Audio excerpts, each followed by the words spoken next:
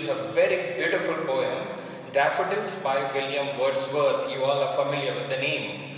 The poem is specifically for Standard 9 as well as Standard 10 English Literature, ICSE. I must ask you to have the textbook with you so that you can note down the word meanings and you can underline the main points. I also have told you to be careful about reading the note given just before the actual text of a poem or of a short story. It is important to read about the author and the background of a poem or of a short story.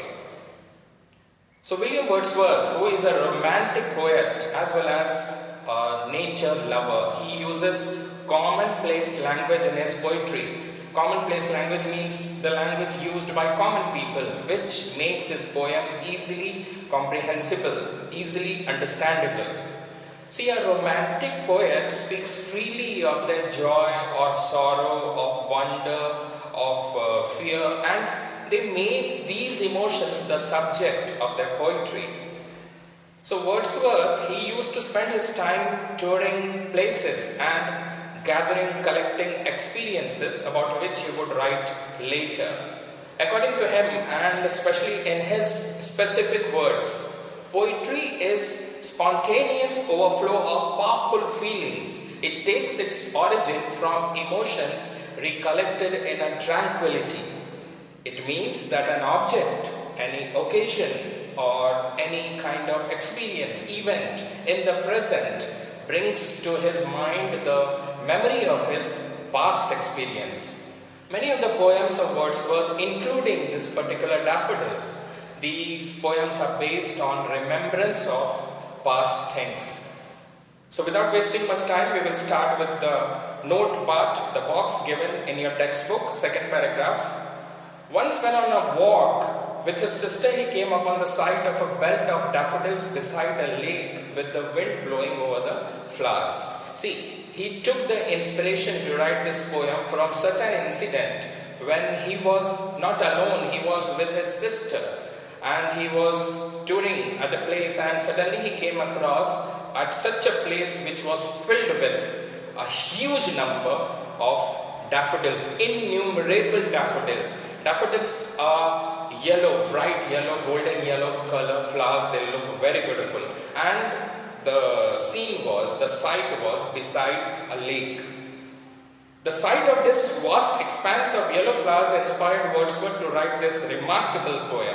And so he took inspiration from that particular site on which he was not alone with his sister. He goes on to tell the reader that long after he had this experience, the mere memory of the sight would lift his spirits when he felt dejected or depressed. So he says that later also, when he actually realized the value, that whenever he felt depressed or dejected, lonely, lonesome, melancholic, and he recollected the memory of that daffodils, that particular day, and all his sadness, they just disappeared. This well-known poem is a eulogy to the restorative powers of nature. Eulogy means tribute, and restorative means healing powers of nature. See, in the vacation time, in summer vacation, in winter vacation, we work very hard, we work for the whole year, and then once in a year or twice in a year we go for a vacation of a week or 10 days it seems like we go there to recharge ourselves and we go close to nature. So we start with the text of the poem Daffodils. First stanza. I wandered lonely as a cloud that floats on high over vales and hills, when all at once I saw a crowd, a host of golden daffodils.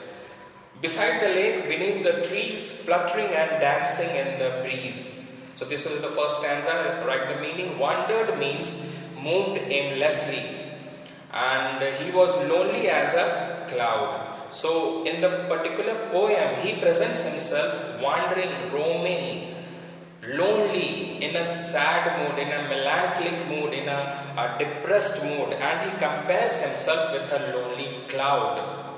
Floats means move gently, high over means sky, and vales means valleys, V-A-L-L-E-Y-S. So he compares his melancholic, his sad, his lonely situation with a lonely cloud in the sky which was floating gently over valleys and hills. When all at once I saw a crowd, and suddenly he uses personification. Crowd means a gathering of people, a huge crowd, like many times we say. But here he is talking about the collection, the number, the huge number of daffodils. A host means a huge number, a large number, innumerable, INNUMERABLE, of golden daffodils. Now, where were these flowers? They were beside the lake, first point, and second point, beneath the trees.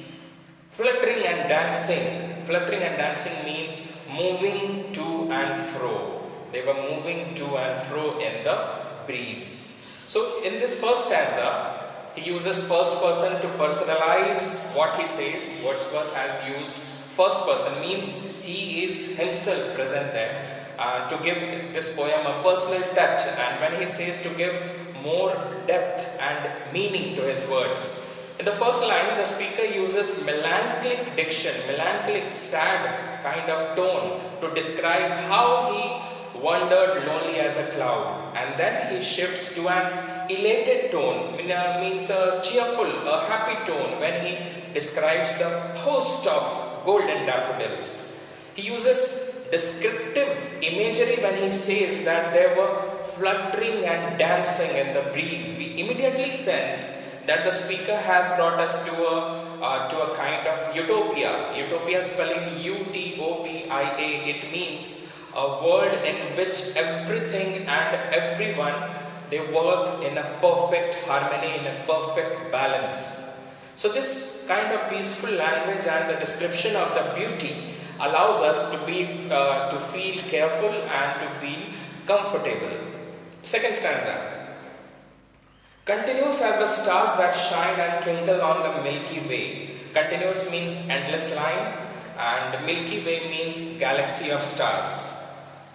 They stretched in never-ending line. Stretched means spread.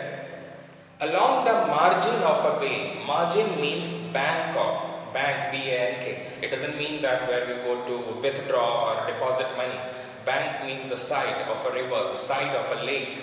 Bay means B-A-Y. Bay means lake, L-A-K-E.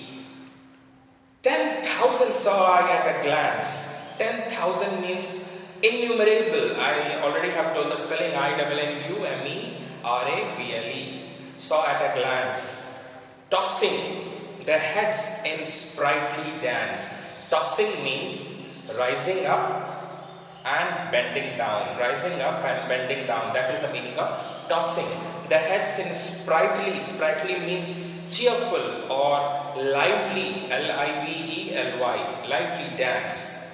So in the second stanza of this poem, he compares the huge number of daffodils with stars in the galaxy, stars in the sky. Suppose at night, if we look towards the sky, it is filled with stars, and if we try to count it, it is impossible for us. Similarly, the huge number, the vast expanse of daffodils, it was very difficult for Wordsworth to guess that what was the number. So he compares it with galaxy of stars. And then he says the stretch in never-ending line means as far as he was able to see, there was no end. And they were beside the lake. Earlier in the first stanza, we saw beside the lake, beneath the trees. 10,000 saw at a glance, tossing their heads, and since it was a day of winds, it was a windy day, so all the flowers, it seemed like they were dancing, a happy kind of dance. So in this stanza, the speaker shifts his focus from the daffodils and compares it with continuous stars that shine and twinkle on the Milky Way. Actually, the speaker is trying here, he is allowing us to experience the majesty of seeing 10,000 flowers or stars at a glance. At this point, we begin to sense that we are not on earth anymore, but rather in a place full of majesty, beauty, magic, perhaps some kind of heaven or some other form of afterlife. This gives us the feeling that this peaceful utopian place is also lively and energetic. So this was the second stanza. Third, the waves beside them danced, but they outdid the sparkling waves in glee. See, outdid means better performance, if simply I say, or other meaning is surpassed, surpassed. Sparkling means shining, and glee, GLEE, means joy. A poet could not but be gay.